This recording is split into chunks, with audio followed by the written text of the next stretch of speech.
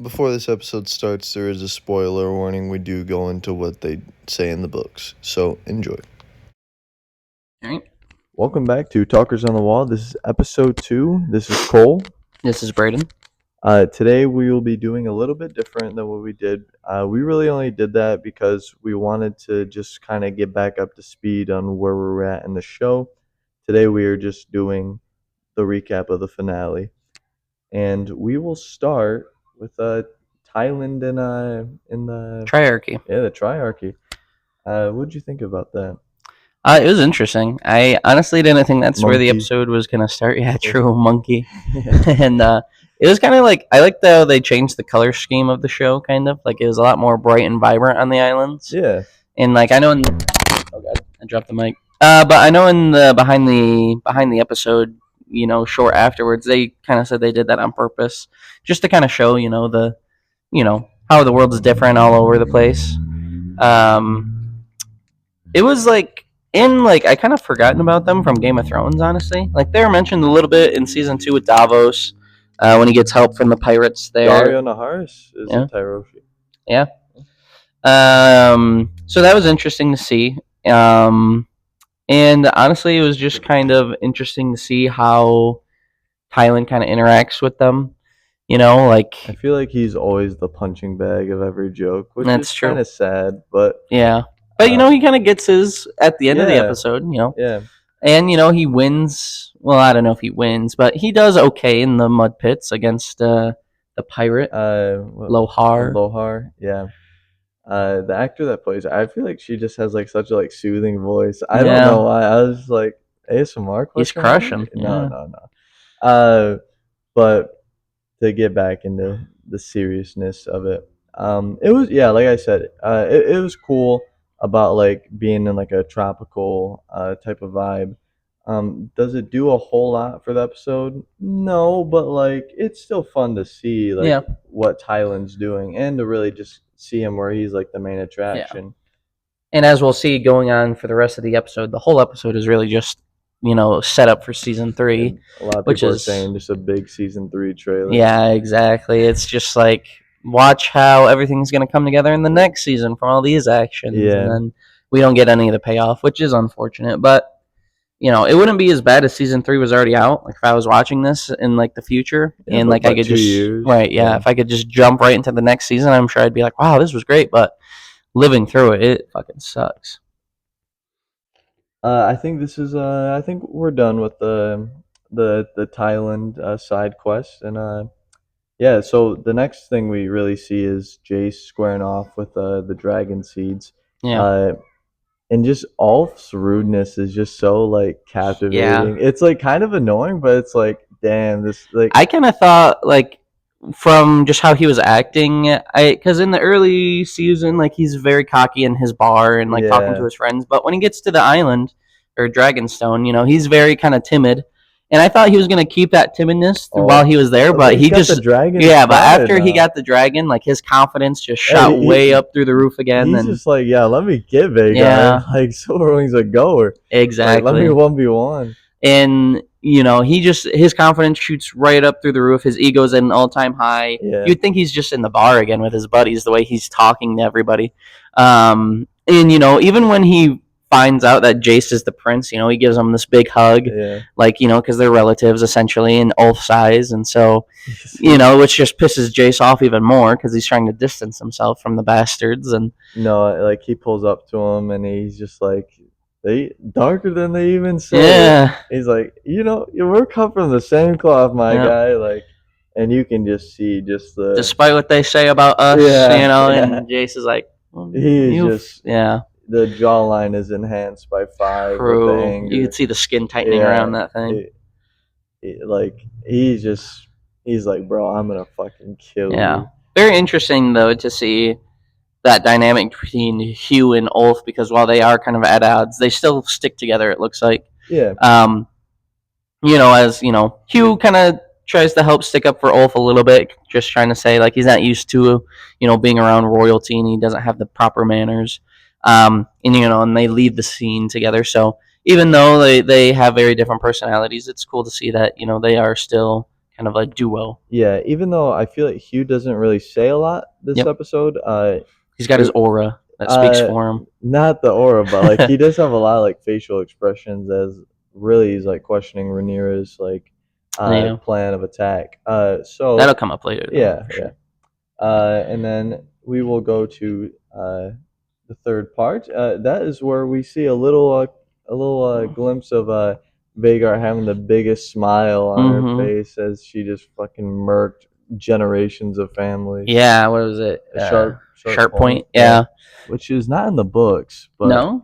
They don't mention it in the books because I guess no one really cares about Sharp Point. Yeah, it's probably just not that big of a deal with all the destruction going on. But it was interesting that we don't get to see like the whole thing. We just see the aftermath, which I get. You don't want to waste too much time in the final episode on something that, you know, at the end of the day doesn't matter much. But it was kind of strange just to like leap back into it because you didn't really know the context of it. Yeah. And they kind of fill you in later on with dialogue that he just did it because he was pissed off. Well, they did the same exact thing with the battle of the like burning mill with the Blackwoods and Brackens. Yeah. They kind of like show like the aftermath of it, and then they're like, "Hey, this is what happened." Yeah, that's true. But for that sort of thing, because you're in the POV of Daemon and he never sees it going on himself, he just hears about it. So I can understand it a little bit more, but we just kind of jump into Aemon's POV at the end of it. It would be a little different, but yeah, I agree with what you're saying too. They do a lot of telling, not showing this season, I feel like. I feel like it's really cool how we see Aemon's kind of insecurity, and he's like, I am so desperate. Like, this is the first time you see him like where he doesn't think, you know, he's the king of the world. Yeah. Like, he just sees that he, you know, like in the episode, they know he's not invincible anymore. He sees all these other dragons, and he's like, holy fuck, like, I didn't think this was ever going to happen. This is what happens when you give like emotionally like fragile people with nukes of the world. That's true. And he just uses it on whatever he pleases when he gets pissed off. Yeah. So I don't think we're going to talk too much about his conversation with Alicent and Helaena at the beginning. Yeah. We will talk about the second part with Helaena, but it's kind of cool seeing Alicent call him out on that. Yeah. And how Aemon really just kind of like drags like Helena's like, oh my god. It is really interesting to see that. I think it's Alicent who just kind of reads Aemon like a book. She just kind of comes in and she's like, this is exactly what Aemon's gonna do now, like da da da da da, and then that's exactly what he comes in and tries to do, like that very same scene. And so it's very interesting to see how aware Alicent is of, you know, her sons, and she knows just exactly how they're gonna act in certain situations, which is interesting for sure. And she still doesn't do anything with them. It's true. I mean, you know, she doesn't have much power these days.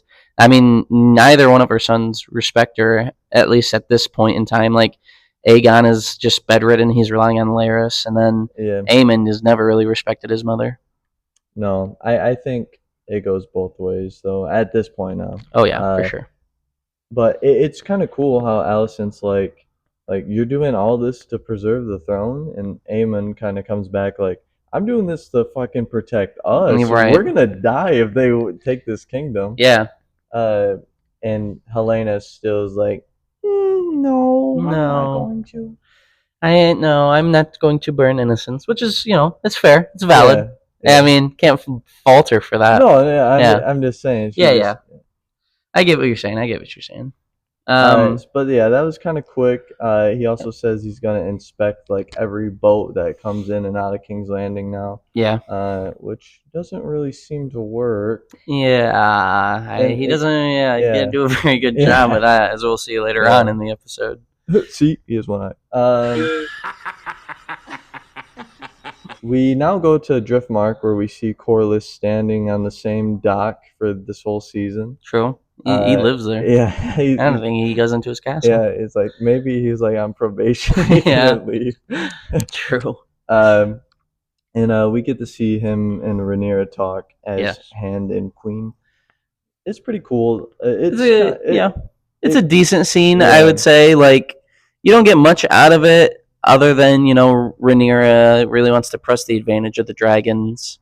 Well, I think it's actually Corlys, isn't it, who says they should press the advantage? And Rhaenyra is kind of hoping that they'll just surrender at this point. Yeah. And then he kind of convinces her that, you know, we need to do this now, otherwise we could lose, you know, what advantage we have. which is interesting to see. Kind of, it just goes on to play into that point where Rhaenyra is never the one making the decisions. She's kind of always being influenced to a certain degree, which always gives her the moral high ground because you can always say, "Oh, that wasn't her idea," it's the Hand's idea, which kind of gives her that morally, that moral high ground that she didn't necessarily want to keep the war going. She wanted to, have them surrender, but I think they do a better job of it at the end of the episode with really defining Rhaenyra as being, more of a merciless queen, which I think is deserved. Like, they have been fucking her over all 2 seasons. Like, yeah, I really I get what they want to do with her with not wanting to start a war, but at a certain point, like, I want her to go out and want to see these people fall and die and lose and not just surrender. Because I mean, at a certain point, like, that's just what they kind of deserve. I mean, Damon in episode 1, it Yeah. says they brought war to our footsteps, and Yeah. it's like, what are you gonna do about it? And then she spends kind of like 7 episodes not doing anything, or Yeah. 6, and then she gets the dragon seeds. You're right. Yeah. So yeah, really, it's kind of like, hey, we kind of know this typical Rhaenyra Yeah. stuff, but it's still kind of cool to see Yeah. like the reassurance and like the actual battle strategies. Also shows Corlys when he renames his ship from, is it the Sea Snake to Yeah. the Queen Who Never Was, Yeah, which is it's a good gesture. Yeah. It is a mouthful though of a fucking name. I will Yeah. say that. Like, if you're ever on the scene, you're like, who's that ship over there? Oh, it's the Queen Who Never Was. Like, well, by the time you finish, Yeah. they're already boarding there's already you. a cannon in your Yeah. face. It is just a mouthful, but I do get it. I didn't see it when I watched the episode, but I saw it in I think some reels afterwards that the masthead is actually it's like a silhouette of Rainey's or something like that. Oh, Yeah. interesting. Um. But I think that scene kind of served its purpose. Yeah. And then we have one of the better scenes of the episode, Aegon and Larys. Yes. It's really cool to see how Larys. I feel like it's pretty clear that he's manipulating him, but you can definitely tell that he's sympathetic towards Aegon. Yeah. And he really like talks to Aegon as like he's like a human. Like Yeah. normally he's just playing people like chess. But it's really cool to see how they can relate to each other, even though Aegon's kind of like, I'm a cripple, I'm worthless, Right. to Larys' face. Right. Exactly. And he definitely is manipulating the king because he knows his own head is on the line with Aemon because Aemon doesn't care for him at all. Like, Yeah, anytime they're in council, he's just fucking at this guy's neck, like, with whatever he does. And so he knows to protect Aegon is to protect himself. But also, I think he also just, like you said, he has that sympathy now for Aegon because, much like himself, probably, he feels like everybody's against him because, he's this burned man now. He's a cripple. dragon's dead. Yep. According to him. Right. His cock don't work. His cock was split like a Yeah. sausage on the spike, as he Yeah. says, which is a horrifying image Yeah. in my head that I never knew I He's did like, not You're gonna want. be king. He's like, Yeah. I can't pee without piss dripping down my leg. So We will rebuild. sad. Yeah. I can't walk. I wonder what kind of prosthetic penises they Yeah. had back in the day. Like, holy shit. Yeah. And he doesn't even have, I guess he's got his daughter, but he doesn't have another son, does he? No. So he wouldn't Yeah. even be able to produce another heir. Not that, it'll matter in the long run, but yeah, it was a very interesting scene. It very also interesting to see that he does actually finally convince him. I didn't think this was going to happen for a while Yeah. in the series. I didn't think they'd be leaving King's Landing this soon. Like, yeah. it was a surprise to me that they left this early on. I thought it would be maybe like a partway through season 3 thing, honestly. So, I mean, it makes sense. Yeah. Because the more Aemon lashes out, the more in danger Aegon is. for sure. And it's like Larys says too, like, Even if his authority is already threatened. So Aemon, if nothing else, he's just going to come in here and kill Aegon so he can just be the king. Yeah, exactly. And it's cool to see like he's like, well, Aegon tries to step up for himself, and he's like, well, I we'll just put him in prison. Yeah. And then he's like, and then you're gonna have And then seven no Vhagar. dragons. Yeah. It really kind of puts the Greens in such a tight Bad spot, pickle. yeah. Because even though Aemon is kind of crazy, it just shows how valuable Vhagar and him are. Mm-hmm. and they really can't win this war without him. But I mean, that's the only dragon they have now that Sunfire's out of commission and yeah, Helena's not gonna ride. So yeah. I mean, they have Dayron, but as far as they know, they're not even Yeah. in the fight yet. So It's kind of, I don't know what they meant by she doesn't like to ride. I'm assuming that they're saying like she doesn't like to attack people. But in the book, she loves riding Dreamfire. Uh, I obviously like probably in peace times. Right. I know it's not that relevant in this conversation right now, but yeah, it's kind of interesting how they Yeah. kind of just discard Helena. in the book too, it's always like it's that sort of historical context. So because it was written by the Maesters in lore, so like some of the things the Maesters say won't necessarily always be true. Like it'll be to elevate certain people. Yeah. So there's always that, but also the showrunners will just change things sometimes as well. So it's hard to tell when they're trying to change something and when they're trying to be like, that was fake history, this is the real history. It's very hard to tell sometimes when they're doing that sort of thing. But yeah, I think that would bring us to the next scene though, which is Christian Cole talks philosophy and trauma dumps on Wayne Hightower. Yeah. Which it was a very interesting scene for me because it came out of nowhere almost. Because Christian Cole is just kind of looking at the handcloth from Alicent, and suddenly Gawain is just holding a sword to his neck. I thought there was going to be a lot more build up to it. I was like, bro's got eagle vision. Well, like, bro just like either knew the whole time or saw this like handkerchief over his shoulder and was just like, boom. There's like no build up to it at all. Honestly, for me, I didn't feel any tension that he was gonna like even like attack him at all. Well, no, especially because like, we already know what happens with Christian Cole. True, well, too. I didn't know at the time. Oh, okay. So really, just it's like, what are you gonna do? Like kill the hand of the king in front of all your soldiers? Like, come on, bro. I mean, like he said, he would have the right to, because I mean, he disavowed his vows, and so he would technically have the right to do it. Just wouldn't be a very smart move in the war. Yeah. And we kind of get proof this episode that I was right. That Christian Cole does love Alicent. He says it, but he's a complicated guy. I don't think he knows what he wants. Like he says himself, he thinks all men are corrupt and evil. So no, he asks, "Are all men corrupt?" Yeah, but you can kind of, to me, he's asked that because that's what he's thinking. Because like as he's gone through his own life, like I feel like that's how he sees himself, as corrupt and evil, and so that's how he sees everyone around him too, in my opinion.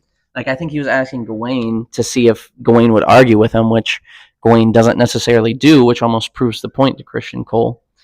So in my opinion, I think he was asking it rhetorically of like, I already think this. Like, I want you to argue it with me, but if you don't, then I just know that my way of thinking is true.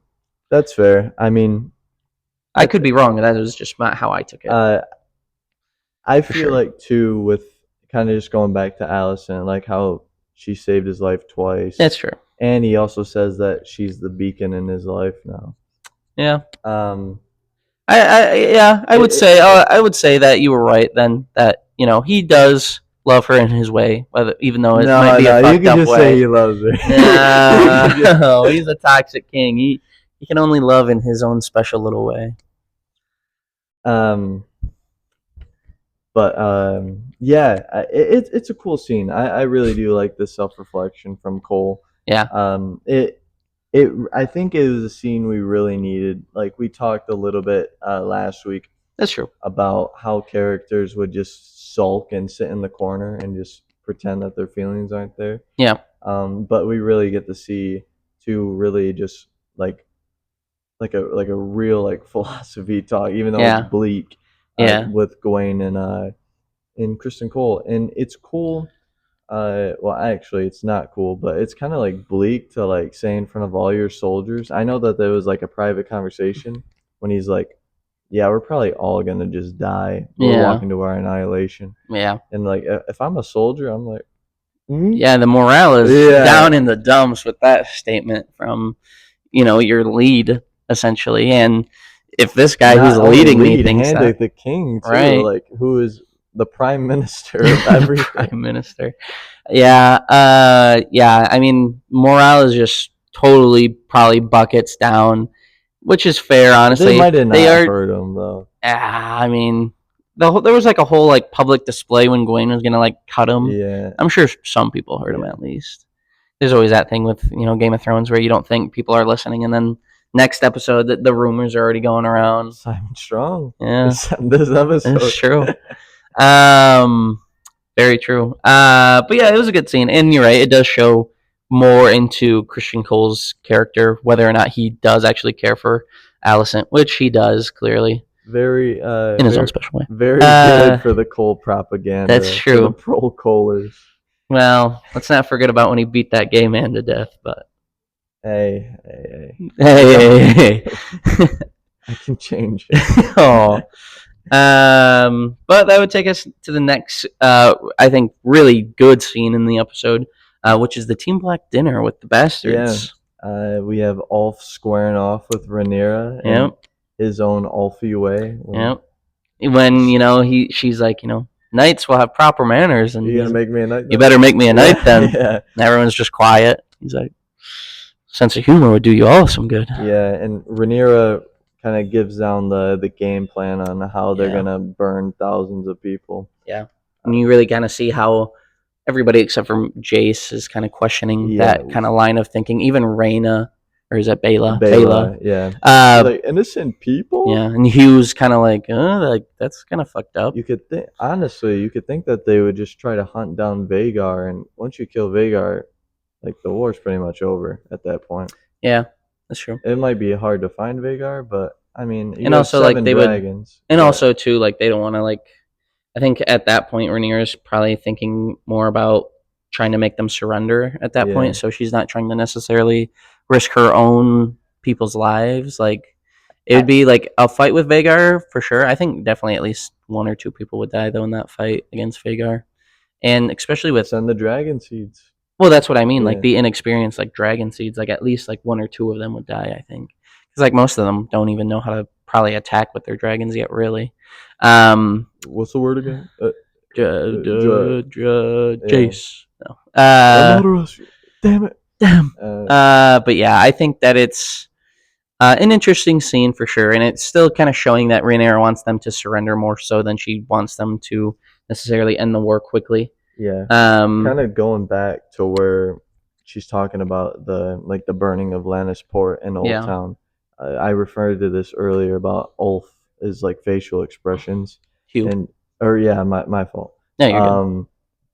And it really just I don't know. It seems like he might be starting to contemplate like, oh my god, like I'm a part of this now. Yeah. Like, I'm about to burn innocents. Yeah. So, but we'll see because they might not even go through with that with what happens in the last episode. Or in the last scene. Is there anything else you'd want to take away from this? No. I mean, we already kind of touched on how Hugh is like got that ego to him. So it was, Ulf. which was Ulf. Yes, sorry, we keep confusing the two. And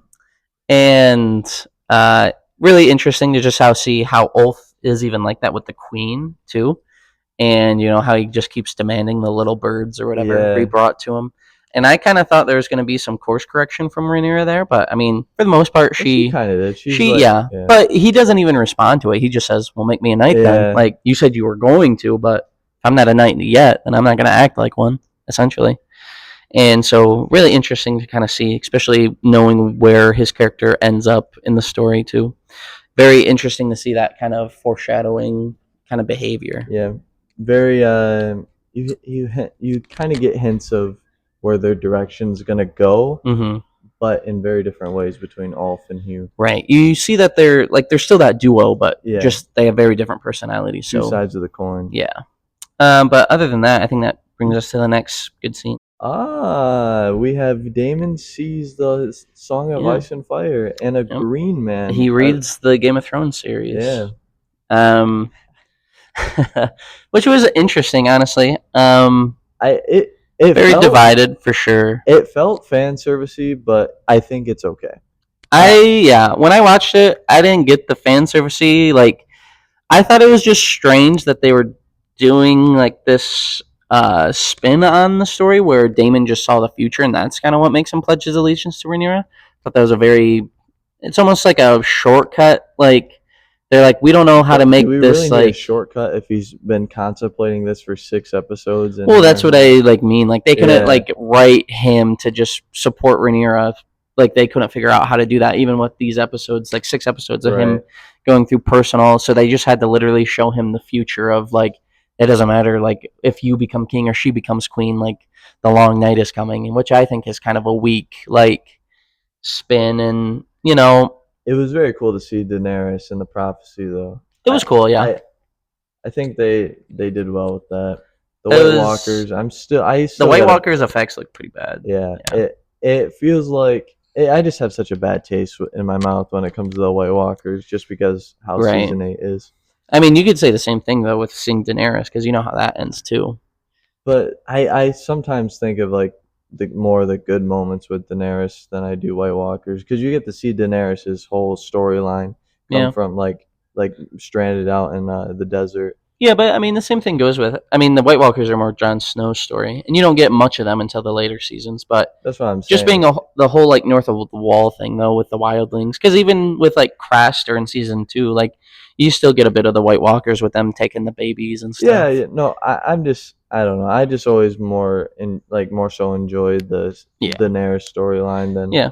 The White Walkers. yeah. That's fair. Not to take away from what was going on the wall. No. I get what you mean. I mean, some people just have their favorites. Yeah. No, I get that. I wish they had maybe not shown like a random White Walker general Yeah. either. Like if they'd shown the Night King, that would have been cooler too. It was very cool seeing Blood Raven. That was aka very Brendan cool. Rivers. Yeah, Brendan Rivers. Actually seeing him like younger with the Yeah. birthmark, I thought that was very cool. Especially because I recently just got into the Brendan Rivers lore. Yeah. So it was really interesting that they kind of have like an actor for him in mind at least. Yeah. And seeing that he is like wonder the if he'll three-eyed be Raven hopefully confirmed. he's the same actor for the Duncan and Egg show. That would be cool. I don't know if he'll even show up in the first season though, if the Knights of the Seven Realms, because I mean they're in that time period I think, but this was like right after the first Blackfire. We're getting too much into that show coming up. So, but it was interesting, because I don't even think that Brendan Rivers has confirmed the Three-Eyed Raven in the books yet. It's just highly suspected. So they kind of confirmed it here in the there's show. no mention of him in the dance at all. Yeah. Yeah. So I mean, well, he's not alive during That's the what, dance. like the visions or anything. Oh like yeah, that. yeah. I just mean like during those future, like during the Blackfire rebellions, they say he went to the wall and then got lost over the wall, but I don't think there's any confirmation that that's who. But I think it's just heavily implied or something. So it was really cool to see him there. See a green man. Yeah, that was I'm not gonna lie. The first time I watched it, I must have blinked or something. Oh, because you didn't see that? I didn't see it. Oh, really? Yeah. Interesting. And then I thought it was just like one of the children of the forest sort of things. It's so mysterious. I think the old god magic is so interesting. Mm-hmm. It's really cool. That is one of the pros of the Harrenhal arc. You really get to see the magic side of it, where kind of Game of Thrones strayed away from it. House of the Dragon's kind of embracing it. Yeah, which I like, honestly. Yeah, I'm going through rewatching the first seasons of Game of Thrones, and definitely they have a lot more magic than they do in the later seasons with Karth and the Lady in Red with the shadow devil thing and everything. Yep. So it is very interesting to see. But I didn't mind the scene in total. I thought it was a little weak that they went with that route to make Daemon subservient to Rhaenyra. Yeah. I would have preferred him just to come to that conclusion without seeing the future personally. But it was a fine scene. I wasn't mad about it at the time. So. Yeah, I mean, we've said our piece about the Daemon Harrenhal arc, so. And that's the same scene where Helena and Aemon talk too. Yeah, it's which I thought was really cool when he's trying to convince her to come and do this thing, and Helena, she's always had this prophetic, dreams things even since from the first season. So he's basically just please, I need you to help me with this. We are our last chance, and she's just time and place of death. It doesn't matter. Doxed him. Yeah, no. Doxed is yeah. And so, and it's really interesting, but it's also very makes sense in the scene because she's just saying all this nonsense about the future, and he's just not even he's just taking it in and throwing it right back out. He hears it, dismisses it, and says something else. It's super cool. That this is probably the most vulnerable we see Aemon. Yeah. Post Vhagar, I would say. Yeah, for sure. And it's really kind of like, even though he's like just burned a city, Yeah, it's really cool to see that kind of vulnerability that and like desperation. the tear in his eye. Yeah. Um, and like he's like, dude, like we are gonna die if you Mhm. don't get on Dreamfire. Mhm. And she's still like, no, dude, I'm Yeah. not burning And innocent. she's like, Aegon will sit Yeah, again upon his wooden throne, and yeah, you will die anyway in the God's eye. yeah, And he's just like dismissing all these things that she's saying, and he's like, please help me. yeah. Very, very good scene in my opinion. And You don't get to see that from she Aemond. calls him out too because she sees him kill Aegon. That's true. Yeah. She's Uh, like, I saw it. You and let him burn and fall. he's like, I could have you killed for that. And she's like, it doesn't matter. Yeah. Even if I die, it's not gonna It change. doesn't change that. Yeah. Where Which you is, die, which is where. terrifying. Yeah. Very true. Probably, honestly, probably the best scene we get from Helena in the series. Yeah. I mean, she really doesn't do much Yeah. on other than be a victim. Yeah. So, very good to see her in that sort of position. Also, just like I love the sort of, that timey-wimey, like, fortune-telling stuff. Yeah, when it happens, and too. like the city looks so cool at night too. Like Yeah. on like how they're on like kind of like that terrace. Yeah. Very, I'd say probably one of the best scenes in this episode. Yeah, I agree. And then, that brings it to, we kind of glanced over it a little bit, but, when Rhaenyra's council member goes to Daemon at the start of the episode and tells him that, I don't think Rhaenyra's got the chops for this. So- I think a man needs to lead. Do you And think that, I mean, it they don't really like say that he was a spy for it, so I think it came off genuine that he wanted Daemon just to like become king. yeah, I don't know. think Part of me also thought like, hey, maybe like she really just wanted to see what his answer was. no, I think that guy went rogue and just was like, Yeah, Daemon, we need you on the throne, not Rhaenyra. Like, I'm pretty sure this guy would just, I mean, so much of Rhaenyra's council is just against her from the start. I think that this guy he just went rogue, wants Daemon on the throne, and Simon Hall kind of comes at the end of the conversation there, Yeah. or Simon Strong, kind of pokes his head. yeah, and he's pokes his like, head in, "Ooh, and then he's like, I heard "Oh, something." yeah," and Yeah. so he writes this letter to Rhaenyra, fearing treachery, and she flies over there with Sea Smoke and Adam, or is it Alan? I think it's Adam. Yeah, that's what I thought. It's kind of cool because you see at the Black Team dinner, Yeah. she chooses Adam over The other guy, Jace. yeah. Well, Jace gets upset with it too. Yeah.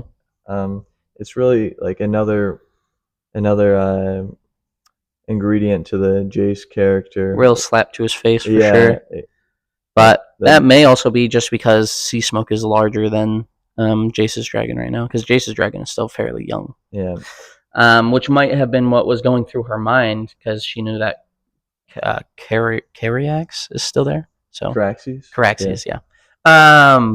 So that might have been what was going through her head there. But yeah, it is very interesting that she chose Sea Smoke and Adam over Jace. But I also just think that's because Sea Smoke is a much bigger dragon. And also, she wants to train Adam. I feel like out of the dragon seeds, Adam seems the most ready.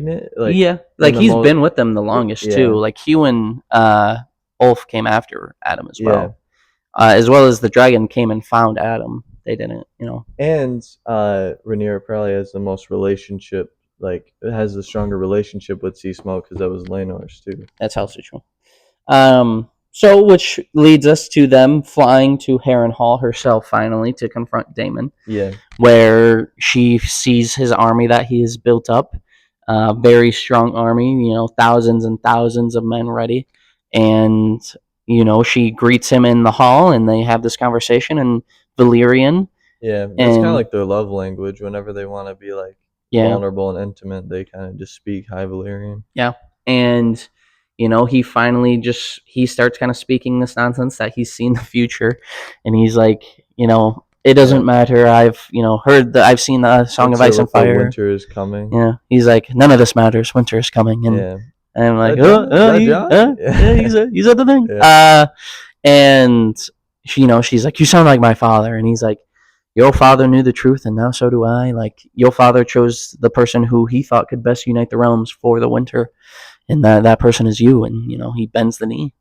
I feel like too, this might be a nitpick, kind of going back to him just knowing the future. If we didn't really see that, or if it's actually like character development for Damon to really like Right. figure out who like what he wants to do, that scene gets so much more suspenseful because you don't know if Yeah. Damon's gonna use the army for himself Right.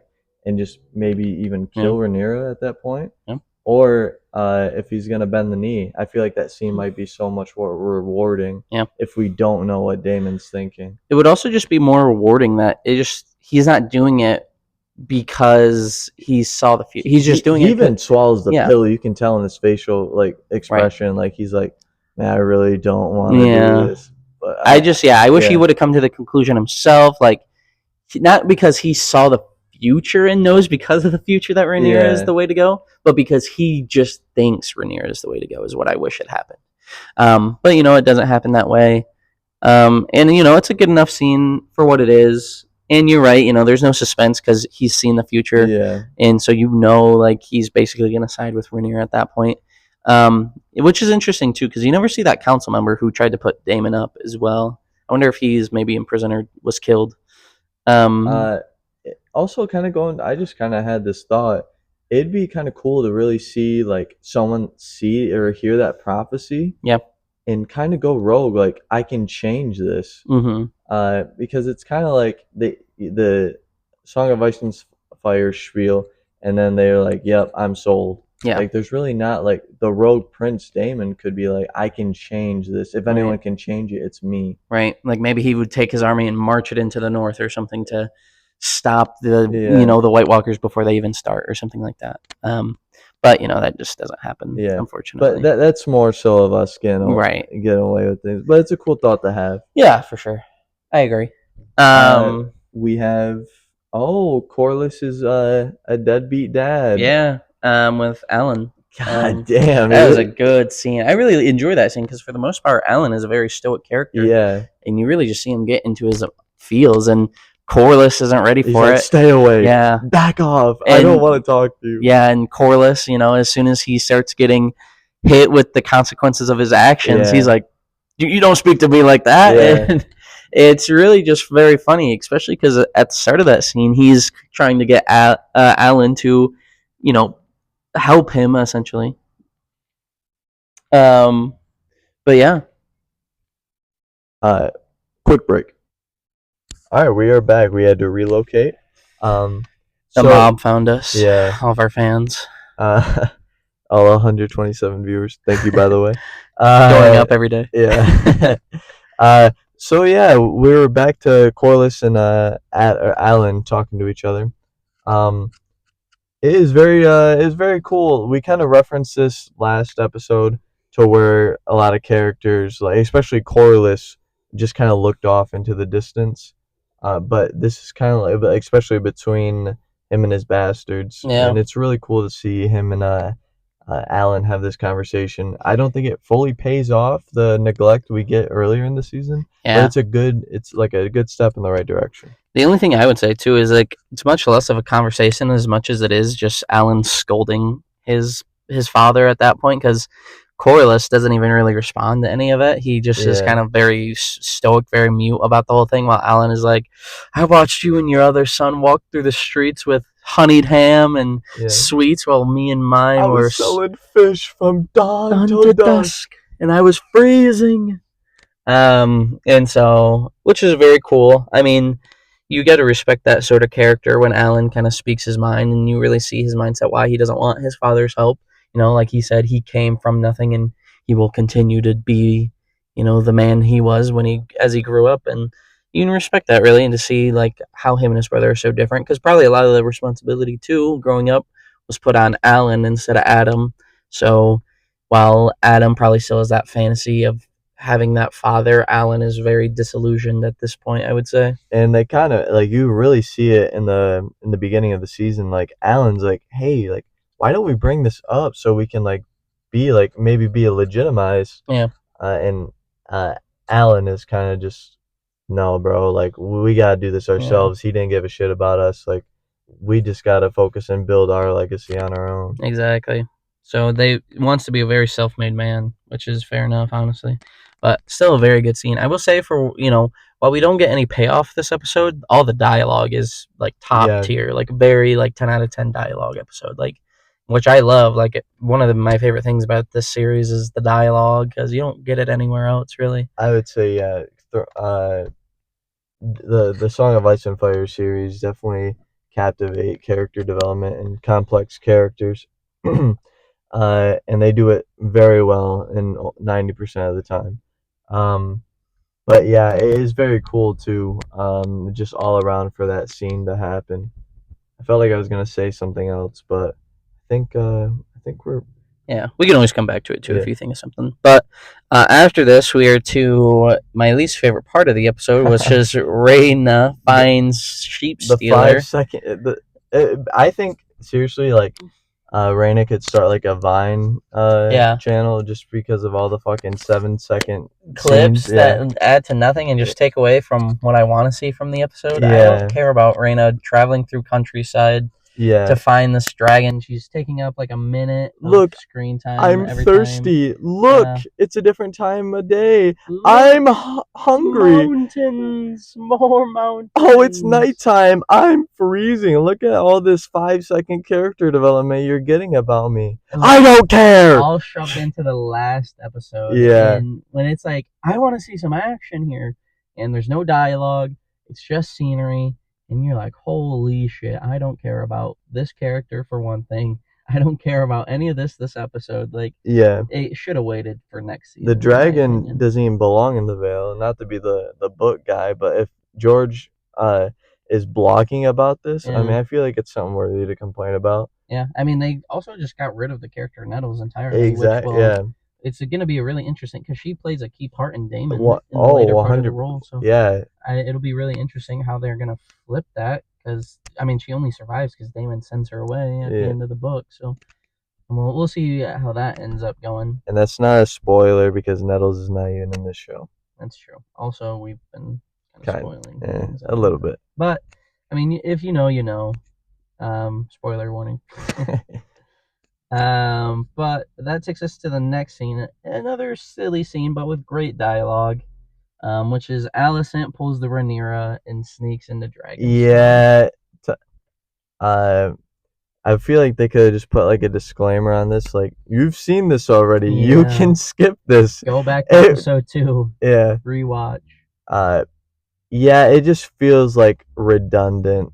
It does to a certain extent, but I do like seeing the aggression in Rhaenyra as Alicent Oh. is pressing for basically peace at this point, and Rhaenyra's like, "Fuck you, Yeah. fuck your house, fuck your fucking high horse you always sat upon. Like you always condemn me about being this like whore essentially, Yeah. and now you're whoring yourself. Like, how dare you come to me and act all high and mighty?" And it's like, yes, like because I felt all these same things with Alicent too, where I'm like, Yeah. yeah, like I really felt for Rhaenyra, and I was really glad she finally got to, get her clap back at Alicent for all these terrible things that she's done herself, who she condemned Alicent for. And I mean, for like Alicent says, she never claimed to be pure, but like as Rhaenyra says too, she raised her banner upon being these pure, holy, honorable heirs to the throne. And then she was like, I only did that because you pissed me off so much. I'm like, come on. And then like after the whole argument, she was like, so you want to run away with me and Helena? Yeah, and I was like, no. Bro, her and Christian Cole are perfect together. All they Yeah. ever want to do is run away and live as fishermen. With Rhaenyra. Yeah, with Rhaenyra. I also don't like that they are basically implying that Alicent is the reason that they fly to King's Landing and take it when they go to meet the army at Harrenhal. Because in the books it's really kind of explained as this is just Daemon's strategy, like he tricked them, and they're really kind of taking that away from Daemon's, strategic, general, like battle mastermind sort of thing, and they're just being like, oh yeah, they just had the insider Alicent tell them what to do, which is really interesting because when they go and take the city in the books, at least Helena, she ends up doing what she does, and same thing with Alicent, and so it's really gonna be interesting to see how that plays out because this was Alicent's idea to come and occupy the city when the army leaves, and so I don't know how that's gonna work exactly, but we'll see it. And yeah, it's a little upsetting that they took away from showing Daemon's, strategy mind, which is unfortunate, but maybe it'll pay off. I don't know. You have any other thoughts about the scene? No, it it doesn't. It feels almost a little annoying. It just feels like these scenes kind of just happen over and over again. Yeah. Like not just like with like Rhaenyra and Al. It feels like the writers were just like we gotta at least have these guys in two scenes together. Yeah. But like I feel like the beauty of character development is that like you can reflect with each character from a far away. Like, Yeah. for example, you're so interested in what John's doing up like in the by the wall, but you're like, oh my gosh, like I'm just as Right. interested as what Daenerys is doing in Essos. No, that's very true. And because they pose Rhaenyra and Alicent as the two main characters of the Yeah, series, they want them to interact with each other. But that was the beauty of Thrones. Like you said, like Jon and Daenerys don't meet until season 7. yeah, Like it's like these two great characters that you love, but they're not going to interact with each other because it just doesn't make any sense. yeah. Same thing with J- as you're going through and you're watching Robb Stark with you really want Robb Stark and Jon Snow to get back together, and you want Tyrion and to talk to basically everybody in the show yeah. to get him on the same It, side. and it's super cool too, like what Thrones does, Mm-hmm. because if Alicent and Rhaenyra did not talk Yep. at all this season, I feel like it makes the scenes in season one so much more important when you Yes. see them together. Like kind of going back to Thrones, like season one, it's like Tyrion and Jon talking on the wall, having that conversation Mm-hmm. where it's like they're kind of relating to each other. And then you see them back in season 7. It's like, yo, this is like a huge reunion. Yeah. Kind of like when Jon gets back with like Arya and Sansa, Yeah. like when Sansa shows up at the wall. Yeah. It's Really just makes the impact of like it makes you really feel like it. They don't just tell you Jon's been alone for this many years. You feel that Jon has been yeah, alone for these many years because you've been alone with Jon yeah. for 7 seasons, And when Jamie comes back to King's yeah, Landing, after he's been kidnapped and yeah, taken prisoner. Yep. it just it doesn't feel earned, No, it honestly. doesn't. It just feels a bit fan servicey and forced. Yeah, definitely just forced for sure. Like they just needed to get these scenes of these two pivotal characters together. I really don't think it was needed, even though I appreciate the dialogue in the scene. I would have preferred if it was more of that Thronesy. Like I wish these characters could be together, Yeah. but it doesn't make sense that they would be, so they aren't going to be. But yeah, But yeah, that's all I got. That's my 2 cents. make it 4 cents because I put mine in there too. But finally, it's just the montage leading up to season 3. Yeah, the season 3 trailer. Everybody getting ready for war. It looks like You think we'll get the Battle of the Gullet? They said that. Episode 1? Oh, maybe I don't know. I know that one of the producers said that they think it's going to be a really good episode, the Battle of the Gullet. So that would be nice. But also biggest interesting thing to see is that Otto is locked up Yeah, somewhere. yeah. This kind of came out of nowhere because he went back to Hightower. So unless Daeron is the one who locked him up somehow, I don't know. Or maybe if like Aegon locked him up before he left, or maybe Aemon did it. Like Not maybe to he's in King's Landing not still. to be like all headcanony, but it doesn't look like this prison is like moving or like shaking like it would be on a horse. So it Mm-hmm. kind of looks like he's in a castle Right. or in a dungeon. And it looked like it was firelight Yeah. illuminating him more So so than like daylight. yeah, My head canon is that he's maybe never even left King's Landing. That maybe Aegon or Aemon had him in prisons because Laris maybe. yeah, maybe Larys even or Christian Cole or yeah, Well, Eamon's like, hey, can you find Otto? Can you find Otto for me? yeah, And like, Laris could be like, I found him. yeah, true. But yeah, that is one of the big mysteries for sure. Going into the next season, like finding out what happened to Otto. I really don't think it was anything at Hightower. At least that doesn't make much sense to me. No, no. So I The think he, Beesburys, they say yeah, that they're kind of in rebellion with them because of what Kristen Cole did. yeah. So maybe them, but I guess we'll just kind of have to wait and see. Unfortunately, 2 years. Like they're still writing season 3 right now. They said Yeah, early early 20. production, 2025. Yeah. Uh, So so as far as like closing thoughts, I gave it a 7.2. I'm gonna stay with it. I don't think the finale brought it up any. Don't get me wrong. I know you're probably gonna hear this with like every reviewer, but We're the best reviewers. yeah, but but this was a good episode. Yep. It just didn't feel like it was It didn't feel for like a a finale. final Yeah, episode. Yeah, it did not feel like a finale. Great, maybe penultimate episode. yeah. Maybe episode right before finale. But for me, I also, you know, I want to give it an 8, but there's just not that payoff No, there. So I'm going to have to stick with my 7s. I don't do decimal points, but I'm going to have to give it just a strong 7. and kind of going back to like where we were in like this whole like series. It feels like episodes 1 through 3 really good. I was really happy with them. Yeah. Then after Rook's Rest, you get that 5 and 6, and it's like, Yeah. ooh, Really, like, they hit the brakes hard. yeah. And it really feels like they were just trying to drag out this season so that they could have seasons 3 and 4. But, we'll kind of see. Because also, I feel like they've got so much to cram into season 3 and 4 now, too. Yeah. Because they dragged out season 2 so much. Well, hopefully we get to 10 episodes, because That would be nice. for one, I'm not going to complain about more. But, as you saw in the later seasons of Game of Thrones, less episodes a season is not a good thing. No, yeah. And don't get me wrong, there was a comment in last video where they would take slower pace stuff than super rushed. I 100% agree.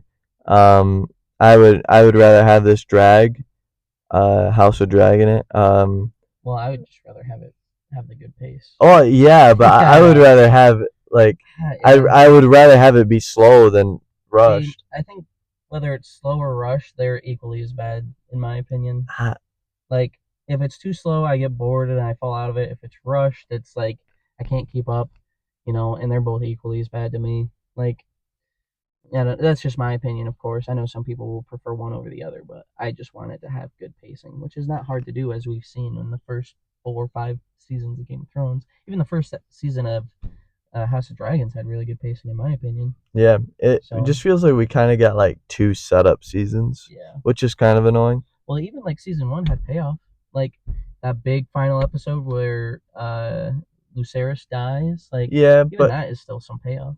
maybe they're thinking like, "Ooh, Rook's Rest is that payoff for us?" But Yeah, I don't know. Like that was like the declaration of war, and now right, it's like, hey, this is a war season. right.